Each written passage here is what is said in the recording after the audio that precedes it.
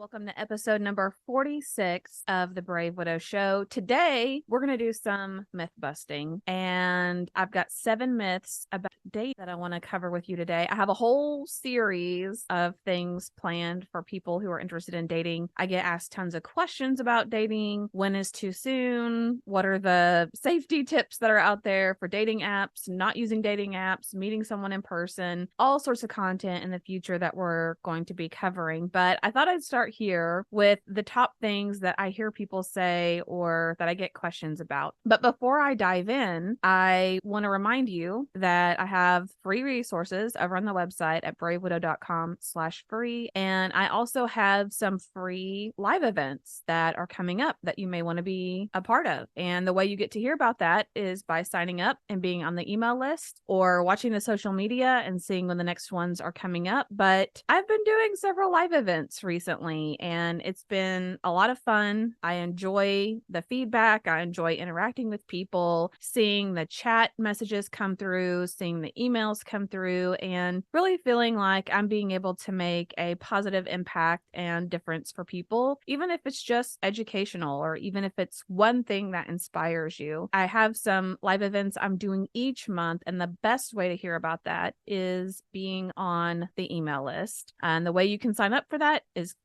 going to bravewidow.com/free, FREE. And I would love to see you on our next live event. All right. So today we're talking about dating myths, and I love myths and opinions because there's so many different ones out there. There's so many misconceptions and things that, I'll be honest, I've learned as part of my journey, and I would not have understood nearly as well some of these concepts unless I'd been widowed myself or unless I had gone through some of these same situations and processes. So this is hopefully educational and enlightening for you, or maybe you want to share it with some family and friends that are opinionated or that really just don't understand your mindset or how you could even think about dating again. So that's another question that comes up often. So let's dive right in. The first one, myth number 1, is that moving on means forgetting your late spouse or is a betrayal to them. So often people will say, well, wow, that person moved on fast. Like, how could she have loved her husband and then months later or just a couple years later, she's just totally moved on and forgot that he even existed? Well, for those of us who are widowed, we know that is impossible. I mean, I was married to Nathan over half my life at the time. We got married when I was 18. We were married 1 month shy of 20 years. So over half of my life was spent being married to Nathan, especially the parts of my life that I remember the most. There's no way that I could forget him or stop loving him or not care about him when I'm thinking about potentially dating someone else. One of the biggest concepts and misconceptions that I've cleared up and learned about this whole crazy grief and healing process is that grief is a concept of and, not or. That's really hard at times for us to wrap our minds around. Like, how can we be happy and sad at the same time? If you came to the live event that we had on how to get unstuck from grief, I talk about this a lot in that presentation of how can I, on one hand, understand that my spouse is not coming back. I have to accept this new reality. I am having to rebuild this new life. But then I can also simultaneously have a moment or a thought of, how is this possible? Am I just in a bad dream? What do you mean they're not coming back? What do you mean I'm not going to see them again here on earth? I can have both of those concepts in my mind at the same time. So dating again or thinking about dating again does not at all have anything to do with the love you had for your late spouse or how you cared about your late spouse. And one of the best analogies that I can articulate for this concept is for those of you that have more than one child,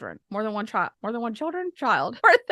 kid. Okay. You got more than one kid. When you only have one child, you have a really hard time thinking about having another one and thinking that you could love another child as much as you love the first child. And it's really hard to wrap your mind around. And I even remember talking to Nathan about this. He's like, I don't know. We had our first kid. I can't really imagine that I would ever be able to love another one as much as I love this first one. Like, he's got all my love and attention. But then the moment that that second child arrives, or in my case, the third one and then the fourth one, something strange happens. It's like your heart expands, and the capability you have to love another person, to accept another person, care for them is only magnified. I don't have to love my first child less to love my second child or my third one or my fourth one. By the time you get to 4 or 5, maybe you wouldn't have any love left for the first one if that was the case, or you wouldn't like them very much necessarily. But that's not really the way that this works at all. Your heart grows, it expands, it makes space for another person. And so while if you've not been widowed, it's really hard to understand the same concept, it's very similar in the aspect of the love you have for the person that you are married to remains. It exists. It's unchanged. It's not lessened at all. But as you think about inviting another person into your life and then you find someone and you start to love them, your heart expands and grows and makes room for that new person. But it doesn't do that by taking it away from another person. So moving on or dating has nothing to do with forgetting your late spouse, and certainly is not a betrayal. All right. Myth number 2, widows should wait a specific amount of time before dating again. And this is another one that I always chuckle when I see the opinions. Some people say it's 6 months. Some people say a year. Some people say 2 years. Some people say widows should never date again. I've had people tell me that widows should not be remarried. You get married one time and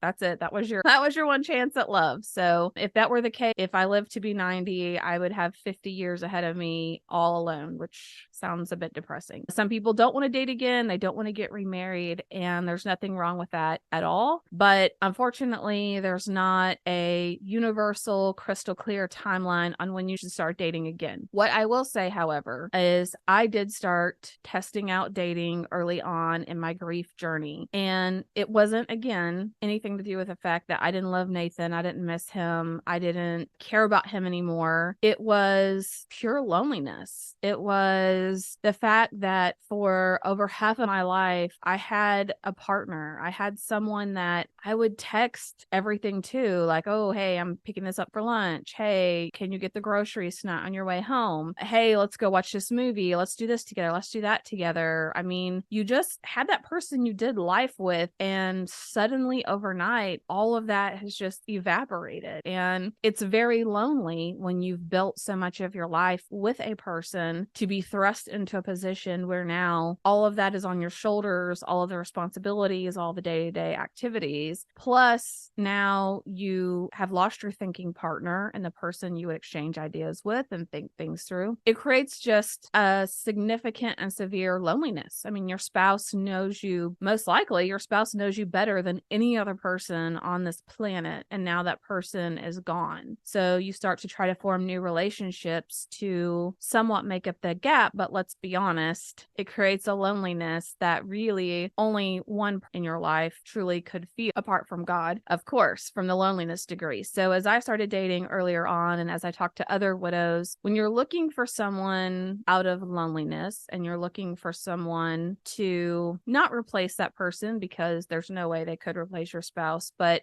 help supplement the feeling of loneliness and the feeling of companionship and doing life together, you're much more prone to be more accepting of things than you would be when you're more clear-minded, than you would be when you really create a well-rounded life and you want to add someone to it. So I had some bumps along the way as I dated some kind of early on in the journey, and as I've talked to other people who have as well. And I finally just decided that I really wanted to get to a point where I could be excited about the future. I could create a life that even if I never remarried, if I never dated again, I would be excited about. I would be looking forward to. And then I wanted to look for somebody to date and to be in a relationship with and to maybe eventually remarry. And that decision was really hard at the time, because at the time, I didn't know how that was going to happen. At the time, I didn't have anything to look forward to in the future. My future plans were gone. My future goals I had before, I no longer really cared about. I was no longer excited about. I was still struggling with going to kids' events or experiencing major milestones and not having my person there, not having someone sitting beside me, not having their dad be a witness to that in person. And so it was really hard to make that decision to say, you know what, I'm really going to wait, and I'm going to get to a point where I'm happy with my life. I'm not trying to fill a hole. I'm not trying to feel loneliness, but I have a robust, well-rounded, exciting life. And I eventually may want to add someone to that who can make it even more amazing and even more enjoyable. So there were a lot of things there that I did to complete this, and that may be a whole nother podcast in itself, but there are things that you can do to start rebuilding your life and to test out interests and hobbies and groups and friends and traveling. And there are so many things that you can do to start rebuilding your future life to see if you even want to create that kind of a life. Did I still want to live in the country? Did I want to move to the city? Do I want to travel a lot, or do I want farm animals? There were things that I really wanted to figure out for myself. And it was hard because there were decisions of, I decided to build a house. And there were lots of times that I thought to myself, well, do I wait until I find someone else and let them help make the decisions? So I found myself more and more asking myself that question, do I wait for someone else? Well, what if they don't want this? What if they don't like this paint? What if they don't like this flooring? But I finally had to decide that I was going to rebuild the life for me, my kids, my immediate family, of what I wanted that to look like. And as I find the right person, most likely they're going to be that puzzle piece that just complements our family really well. So there is no specific amount of time before dating again. However, I would strongly recommend that you get through a lot of that brain fog, you get through a lot of that volatility, you get to where you are rebuilding your life, you're excited, you're happy, you're experiencing joy, and you're ready to add someone to your life. You're not trying to date someone to supplement what's missing or to fill an emptiness or a void or a sense of loneliness. You're not depending on them to fill that role. You're looking at them with excitement to see just how amazing of a future that you could have together. Now, we know there are some complications to dating, especially within the first year. So while there's no perfect timeline, I do want to call out the first 6 months to a year, because that first year has all of your firsts, right? It's the first Christmas without your person. It's the first Thanksgiving. It's the first birthdays. It's the first anniversaries. It's the first major milestones. And so what happens at times is people use dating as a distraction from grief and from healing. They use it as a way to help them through some of those firsts, which is fine, but it also brings with it a certain wild volatility. So as you're experiencing those firsts, and for some people, the second year, which feels not harder, but a little more real. Now that we've gotten through that first year, the second year for people sometimes is very difficult because now it seems more real and less like you're just surviving and you're in that survival mode. So again, while there's no specific timeline for dating, keep in mind the first 6 months to a year, how volatile those firsts can be, and evaluate whether or not you're dating to fill a void versus dating to expand your life and out of a mindset of abundance.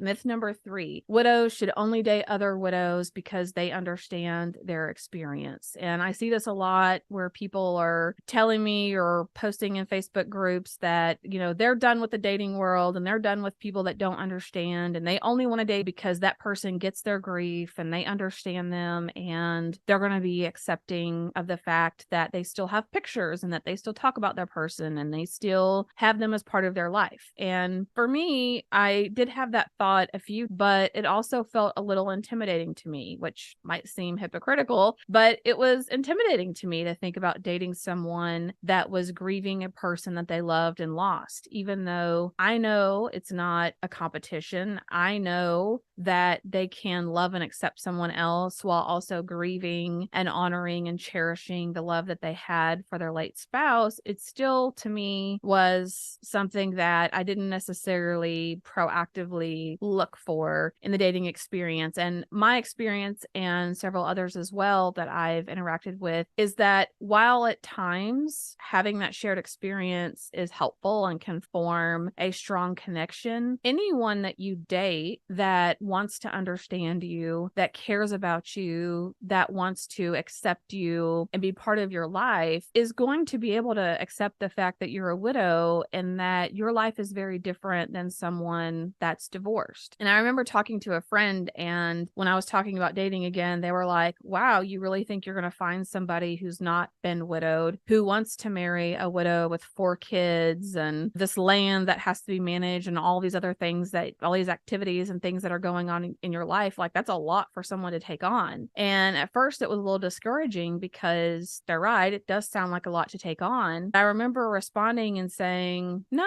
I'm not really worried about it. Like, the person I find, they're just going to fit in like a natural puzzle piece. It's just going to be something that they just kind of roll with. And maybe they have questions. I hope they have questions and they want to understand that we can have open communication about it. But I don't plan to make it a big, huge deal. And I don't want my person to make it a big, huge deal either. I want them to be able to be there and support me and encourage me when needed. And I want to be able to be there to help support and encourage and be there for them when they need me. Because let's be honest, I just turned 40. Okay. So I'm dating people that are in their 30s and 40s. I wasn't really interested in necessarily being with someone that hadn't had kids and been through all this. So a lot of people that I talked to or considered potentially dating, they've been through some stuff, right? They've been divorced. Maybe they also were widowed. I talked to a couple other widowers. Maybe they hadn't ever been married or had kids before, but everyone has come through or overcome some sort of trauma or event in their life that has caused them to now be looking for someone to date in their 40s or whatever age range that we're looking for. So just as I want to be able to help support them and be understanding of them and their situation, I figured they'd be understanding of me. And there are a lot of great people out there who will be understanding. And to me, this comes down to, do they care about you? Do they want to understand you and support you? Because whether they've been widowed or not, if they don't want to understand you, they don't want to be there to support you, maybe they're not the right person for you. All right, myth number 4, you have to hide your grief while dating. Well, I don't know why you would do this necessarily. Hide your grief while dating. I mean, I do think that there's a balance of just in a volatile state where you're often triggered by sadness or overwhelmed with grief. You have a really hard time functioning. I don't know, though, that when you're at that point, that's really the right time to be dating. On the other hand, there are times as I've dated and I'm in a relationship with someone now where I'm just hit with a wave of sadness, or I have this whole concoction of emotions that comes together. It's this sadness of, oh, I miss that person. I miss the interaction that we have, but also I'm so glad and grateful for the relationship that I have today and the direction that my life is moving in. And so it's this combination, almost like a thunderstorm, things coming together and colliding of almost opposing emotions at times that causes some of that emotional reaction. So those kinds of things, absolutely. I don't feel like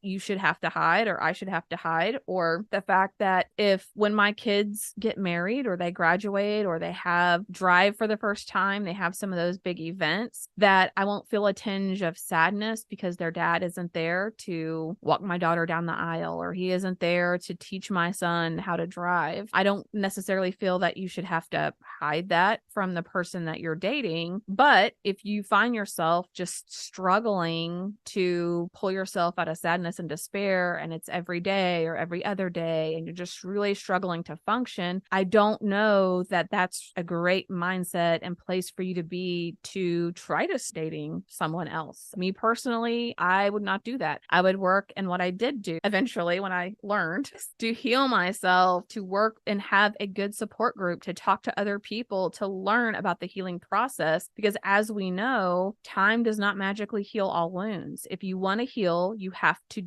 do the work. You have to put in the work and seek out the help to heal. All right, myth number 5. Widows should settle for less out of gratitude for a second chance at love. And this sounds really terrible to say it. I don't agree with this. Obviously, it's a myth on here that we're trying to bust, but a lot of people believe that. A lot of people believe that no one's going to love them as much as their person loved them. No one's going to worship the ground they walk on. No one's going to just mesh and interact and jive really well with them. And it's not ever going to be as good as the first relationship the trap I would get into is I would tell myself, well, no one's perfect, right? Like we all have, even though I might think I'm close to perfect at times, like I'm amazing as a human being. I know I'm not perfect by far. I'm not perfect. No one else is perfect either. And there's going to be flaws that you have to overlook. But the danger in that, even though that is true, that we all have flaws that we work around, at the same time, that doesn't mean that you should settle. It doesn't mean that you should ignore what we call red flags now. It doesn't mean that you should sacrifice or think that you're settling into a lesser relationship than what you had before. And in all honesty, if the person that you're dating thought that you were settling or thought that this was maybe 60% of the relationship you had before, they probably wouldn't want to be in that relationship with you. They don't want this to feel like it's a lesser than situation than the relationship you had with your first person. And so one of the things that I would do that I really worked hard on to find the amazing person that I'm in a relationship with today is,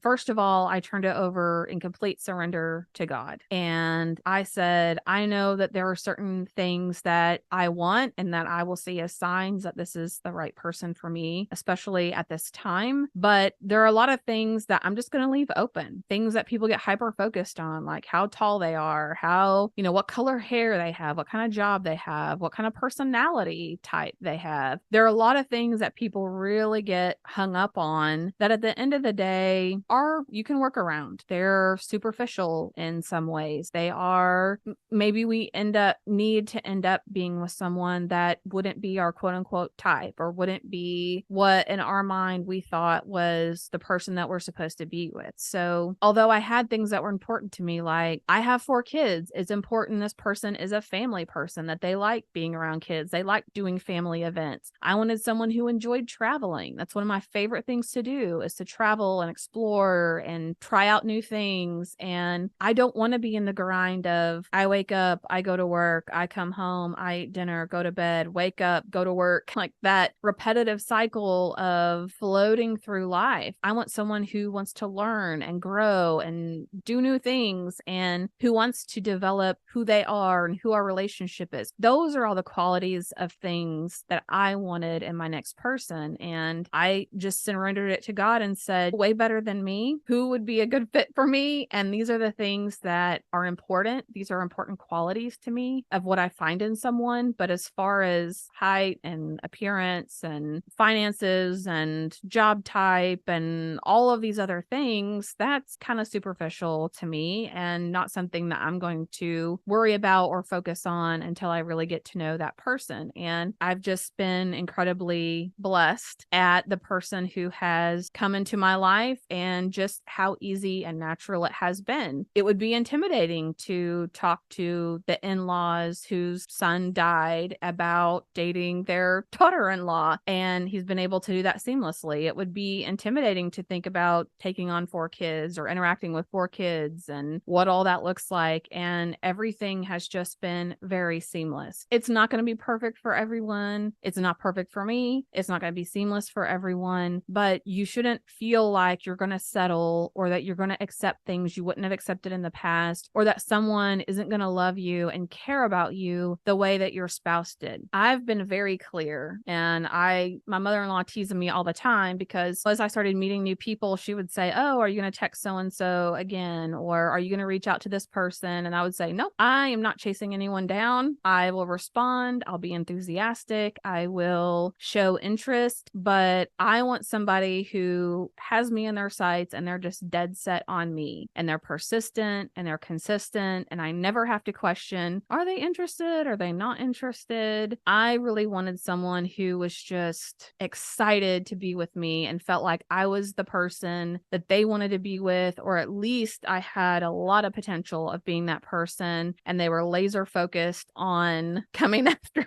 me in a good way. way. And that is what I have found. I refuse to settle for a lot of other people I could have potentially ended up with or started dating or being in a relationship with versus finding someone that just thinks every little quirky, weird, silly thing I do is adorable and appreciates me for who I am. So as you're thinking about dating again and being in a relationship again, you don't have to settle for less. You're not lesser of a person because you're widowed. You're not damaged goods. You're not someone who isn't worthy of a great relationship. And this isn't the life you thought you would have. This isn't the love that you maybe thought that you would have or experience. But that doesn't mean you can't still create a really great and beautiful future for yourself. And there's so many reasons why you as a widow are an amazing person to date. I mean, think about it. You have no longer been naive to death and how fragile life is. You are going to value and appreciate every moment, every text, every interaction, every picture, every video. You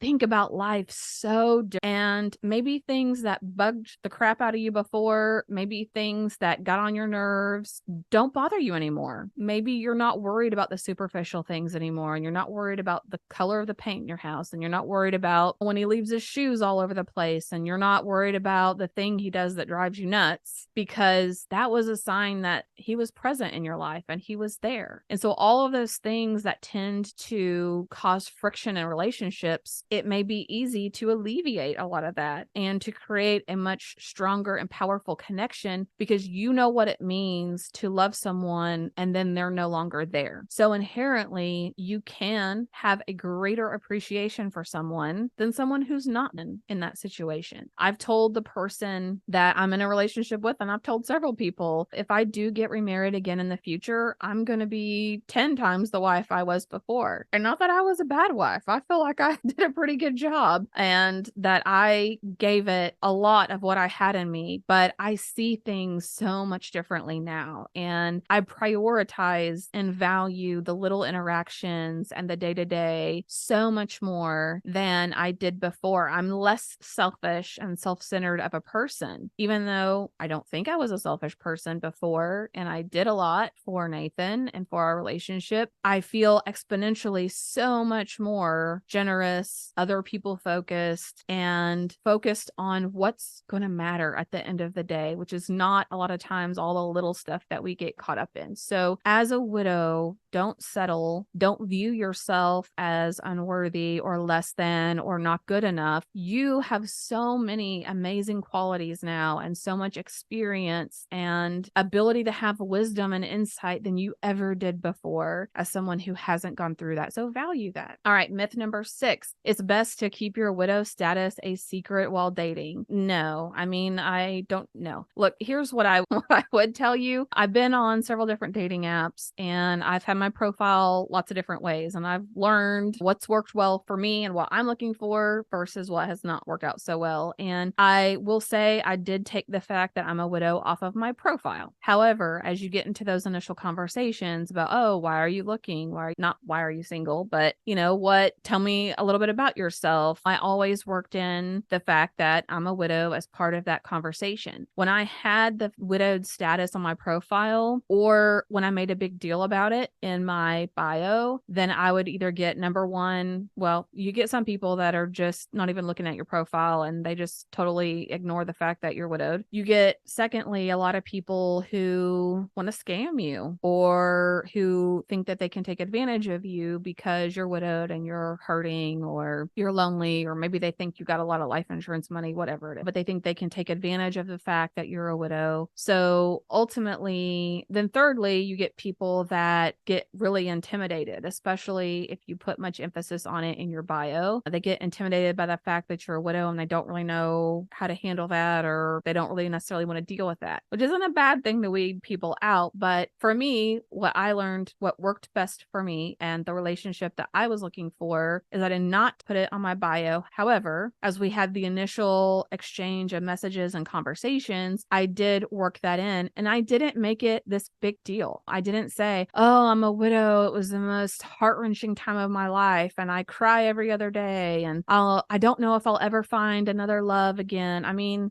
you want to be honest with people, but at the same time, when you're initially getting to know someone, you want them to feel like you are ready to date again. You do have a good mindset about it. And yes, that was an experience that you had, and it has impacted you. It's affected who you are and probably in a lot of ways changed who you are. But it doesn't have to be this big, awkward hurdle that you jump over. So keep it a secret. No, maybe not post it on the bio or make it like a big billboard thing before they even have a chance to get to know you. All right, the last myth that we're going to bust here today is that widows can't experience the same level of love again. And I think we covered this quite a bit in myth number 5, but this really is not true. And this is something that we tell ourselves, which I think is dangerous because our subconscious minds can be programmed. Whatever you tell yourself over and over and over, your mind will start to believe. So that's why you hear a lot of people talk about affirmations. You hear a lot of people talk about manifesting your destiny, manifesting what you want for the future, because what you focus on and what you tell yourself over and over and over are things that you start to believe. So if I believe that I will never experience the same amount of love or the same great relationship I had before, then it's almost a self-fulfilling prophecy because I keep telling myself over and over. And so what I will do is I would overlook a red flag, or I would let somebody blow me off or not respond to my texts ever, or I would start to chase someone else because I would tell myself it's not a great relationship. It's not as good as what I had, but I'm never going to have that same level of love again. I'm never going to have that kind of relationship again. And that's simply just not the case. However, if I tell myself I can have a great relationship again, it's not going to look the same. It's not going to be the same person. I'm not the same person. I don't even know if I would date Nathan if his soulmate twin is on Earth.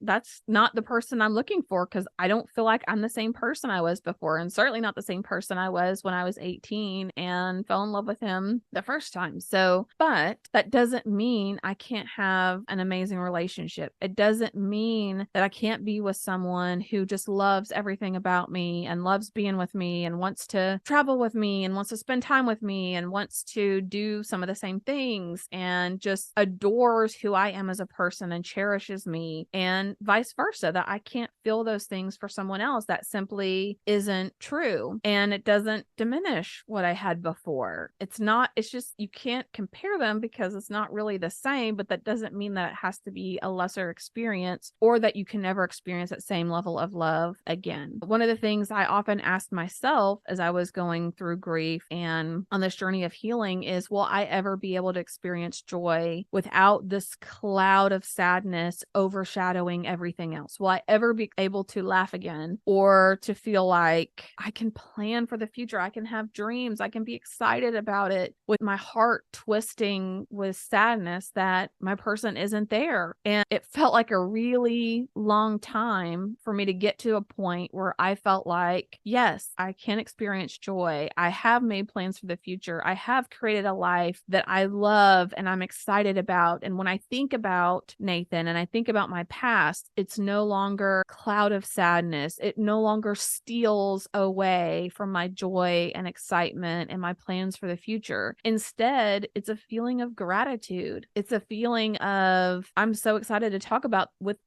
you in heaven one day. It's a feeling of, I'm so grateful for the love that we had and the way that we grew together so that I could become the person I am today. And I could accomplish these things and I could focus on these things in the future. But it's a feeling of gratitude much more than it is a feeling of despair and sadness. So it is possible to have that again. And I believe it is possible for people to experience the same love, the same relationship, the same satisfaction, enjoyment, and abundance that you had in your first relationship. All right, those were the 7 myths of dating that we busted today. And as a reminder, we're going to be doing some live events, and one of them is going to be on dating and evaluating whether or not you're ready to date, and giving you some dating safety tips and navigating the apps and all of that good stuff. I've got a lot of good stuff that's coming up for you. The best way for you to find out when that's going to be and to learn more by being on my email list. And the best way to get on that is to go to bravewidow.com/free and you will be notified whenever I have another live event or whenever we publish a course to the community, whenever we're we're getting more information out there, the people on my email list, you are always the first to know. And I'm always so excited to share that with you because many of you respond and you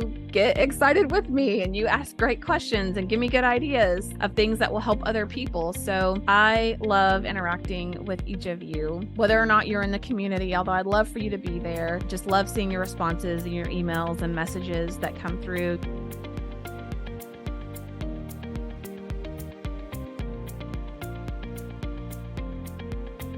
Hey guys, thank you so much for listening to the Brave Widow podcast. I would love to help you take your next step, whether that's healing your heart, finding hope, or achieving your dreams for the future. Do you need a safe space to connect with other like-minded widows? Do you wish you had how-tos for getting through the next steps in your journey, organizing your life, or moving through grief? What about live calls where you get answers to your burning questions? The Brave Widow membership community is just what you need. Inside, you'll find courses to help guide you, a community of other widows to connect with, live coaching and Q&A calls, and small group coaching where you can work on what matters most to you. Learn how to heal your heart, find hope, reclaim joy, and dream again for the future. It is possible. Head on over to bravewidow.com to learn more.